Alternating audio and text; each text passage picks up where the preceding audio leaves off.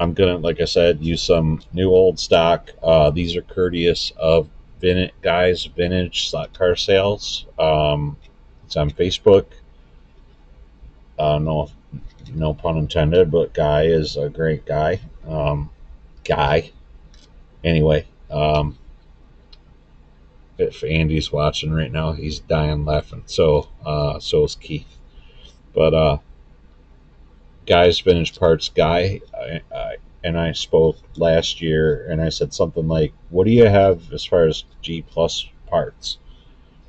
And I got all these, like everything on the card, tons and tons of stuff on the card, and got like a bulk deal on it. And it's like Christmas for me, because I polish these.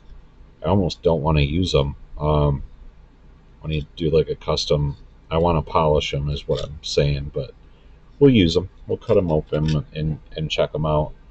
These are the snow ski style. I don't know who made them originally, where to get them. They're not very, I don't want to say they're hard to find. They're out there. Like, I've got a whole drawer of them now. Um, Thank you, Guy, for that. But I didn't have a whole drawer full of them at one time. So, and thank God we didn't have razors as kids, huh? Someone would be hurt, and that would be me. Okay, so I'm going to pause the video, and then, well, we're a minute and 47 in, so it started over already. We'll get the shoes in, and maybe the front wheel, the pin and the front wheels, and then we'll take a break and come back. So it's really more me being. So these are your shoe springs, again, from Slot Car Central. They have literally pages of G Plus parts if you go on their website, and it's actually cool to buy in bulk. Um, we won't worry about the shoes as far as, there's like a little bit of oxidation on that. Um, we'll kind of take care of that here in a little bit, and you'll see once both of them are on, the color difference or variance between the two. So I'll show you another little trick if it happens to me. No, it didn't, so I won't show you a little trick. But okay, so this part is where these get a little tricky. So you'll see the play here, but let's get both shoes on, and then we can talk about how to adjust the shoe itself. Get our spring, and the whole goes. And we'll get our shoe, which is cleaner than the other one, as so now you see what I was talking about. So I may clean those, um, up, but G pluses are super soft. You'll get that with just 5 laps or so. You're gonna see that movement, with the shoes, the lines going down both shoes. You'll be able to adjust those rather quickly. And we have an inspection block, so we can do it with that. Same thing with our pin. It's new old stock, so we'll cut into that. Again, thank you, Guy, for that.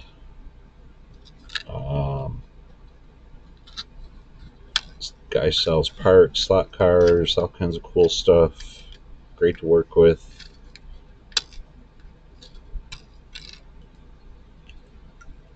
And you can reuse your old pin, inspect it, for things like hair, rust, grossness. This one being brand new out of the box, like, got a little bit of funk on the top of it. So we'll grab our paper and go across that and see if we can kind of just get that off there. It's like rust or something. You don't have to, have to do that if you don't want to. You can leave your old pin in if you wanted. I'm just building 3 technically brand new cars. So anyway, next part we'll do here is our front axles, and we're going to need a couple pins. So I'm going to go over here to G Plus wheels, feel for a barrel, and in that barrel are a bunch of different pins. So going to dump out and kind of look across them because, and I'll show you why in a second, there's actually 2 different types of these pins, and not a lot of people know it. I've never heard anybody talk about it. So I want to show you pin 1 and pin 2. So with that guy over there, we're going to use pin style 2 with this car.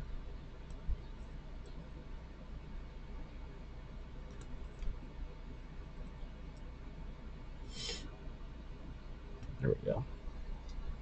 So pin 1 is, and this could have been something from the aftermarket. Again, like, we're guessing gaming here, but it doesn't step up. It's just straight. And that could have been from Blazing Brake, or it could have been something that somebody made. This one's straight like that. This one's like shorter and a little fatter, like somebody clipped it. This is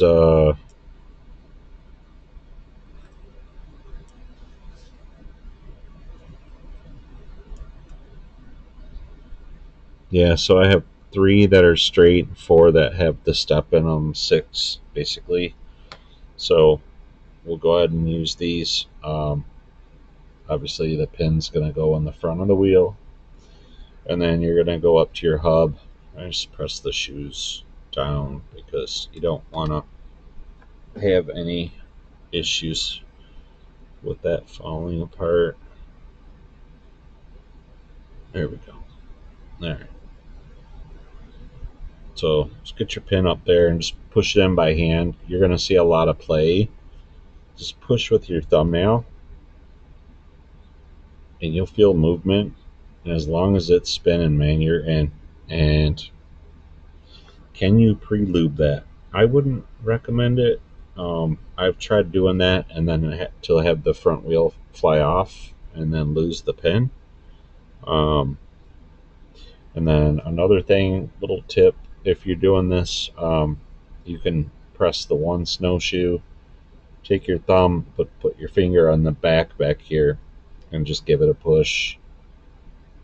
And now you're not prying that into, pushing up and changing the angle.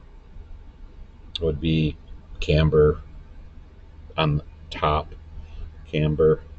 You're not changing that with these chassis. And if you look at chassis and you see them like really whacked out like that, you've got a bad chassis. So I did push for a chassis for us, but things didn't work out quite well. So anyway, we got wheels, we have shoes, our pin, our brush spring, brush barrel retainer plates in both sides, motors in, magnets are in, flux plates with them, rear axle. She's spinning on the shoes, all that great stuff. We'll put some com drops and stuff on that.